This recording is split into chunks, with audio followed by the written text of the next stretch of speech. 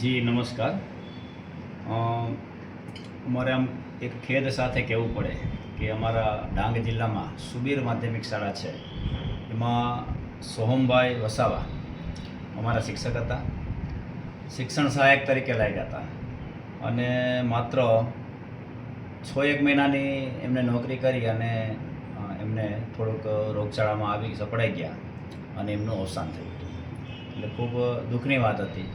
પણ ત્વરિત ગતિથી અમારી જિલ્લા શિક્ષણ અધિકારી કચેરી ડાંગ ત્યાંની શાળા એ પ્રોસેસ કરી અને જે કર્મચારીને મળનાર લાભો છે, પહેલાં શરૂઆતમાં જે રકમ ઓછી હતી 6 લાખ 8 લાખ ને અત્યારે છેલ્લે 14 લાખ રૂપિયા છે, એ ચાલુ નોકરીએ કોઈ અવસાન પામે અને જે ફિક્સ પગારના કર્મચારી છે તો એના માટે 14 લાખની યોજના છે. એના માટે ખૂબ ત્વરિત કક્ષાએ અમે ફાઇલિંગનું કામ કર્યું અને ફાઇલ છે તૈયાર કરીને ગાંધીનગર મોકલાવી અને ડાંગના માન્ય ધારાસભ્ય અને નાયબ મુખ્ય દંડક શ્રી વિજયભાઈ પણ આમાં સપોર્ટ કર્યો. એમને પણ ગાંધીનગર એમના દ્વારા પ્રયાસ કર્યા અને આ પ્રયાસના ભાગરૂપે આજે માત્ર અમે 1.5-2 મહિનાના ગાળામાં જ એમના પરિવારજનો આજે આવ્યા હતા અને આજે જ તે અમે એમનું બિલ છે એ તેજરીમાં જમા કરાવી દીધું છે.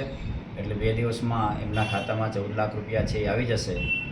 આમ તો એમણે વ્યક્તિ ખોયો છે, વ્યક્તિનું કંઈ ભરપાઈ થઈ શકતી નથી, પણ આ રકમથી એમનો પરિવારનો જે એક ટેકો હતો, મુખ્ય કમાનાર વ્યક્તિ હતો, એનાથી થોડોક એમને સપોર્ટ થાય, ટેકો થાય, આવી એક સરકારની ઉમદા ભાવના છે અને એના માટે એક આ સરસ પુણ્યનું કામ થયું છે, એનો અમને ખૂબ સંતોષ છે. રમેશભાઈ દેવજીભાઈ વસાવે, ઉમરાળ તાલુકો ઉચ્છલ જિલ્લા તાપી, સ્વર્ગસ્થ સોમભાઈ એરજીભાઈના મોટા પપ્પા થાઉં.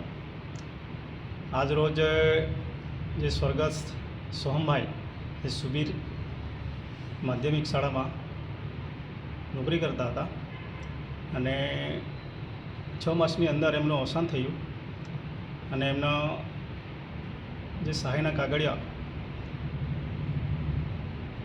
પ્રિન્સિપાલ સાહેબ સુબીર એમણે કાગળિયા તૈયાર કરીને મોકલી આપ્યા અને માન્ય સરકારશ્રીએ મંજૂર કરીને જિલ્લા ડાંગ આહવા ખાતે માન્ય શિક્ષણાધિકારી સાહેબશ્રીની સૂચનાથી ઝડપથી મંજૂર થયા અને એનો સ્ટાફ જે શિક્ષણાધિકારી સાહેબશ્રીનો આહવા ડાંગનો એમનો ખૂબ ખૂબ આભાર માનું છું અને જે સ્કૂલમાં માધ્યમિક શાળાના પ્રિન્સિપાલ સાહેબશ્રી તથા સ્ટાફગણ એમનો પણ ખૂબ ખૂબ આભાર માનું છું. જે સહાય મેળવવામાં ઘણી જ તૈયારી કરીને જે મહેકમ હિસાબી શાખાનો સ્ટાફ, એઆઈ શાખા વગેરે બધાનો હું આભાર માનું છું. કેટલી રકમ મળી? 14 લાખનો ચેક આજરોજ અમને હાથોહાથ સાહેબશ્રીએ ચેક હાથોહાથ આપ્યો છે અને જિલ્લા શિક્ષણાધિકારી સાહેબનો ખૂબ ખૂબ આભાર માનું છું.